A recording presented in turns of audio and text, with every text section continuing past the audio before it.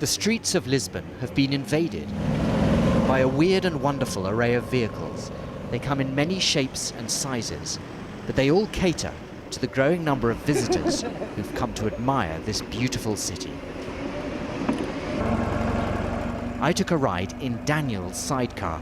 He guides tourists around the old town, an entrepreneur who sniffed out opportunity in the midst of crisis. I see more and more potential for Portugal, you know. People are coming, there's tourism. So tourism is a really big thing around here. And there's so much to do, still so much to do around.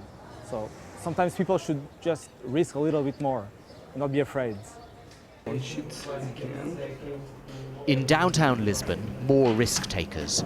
But these ones are high-tech geeks, launching apps, building websites. This is an office for internet startups, the rent paid by the city council so that creativity can flourish. Andre has already sold one tech company and is launching another. This, he says, is Portugal's future. In the web sector, where you can sell anywhere in the world, the opportunity is actually huge because there's a lot of incentives. There's investors who want to invest in web startups. These last 3 years in which we've had this deep crisis have been the best to start up. The crisis has changed the Portuguese economy, but it's also changed Portuguese society in ways that we're only beginning to understand.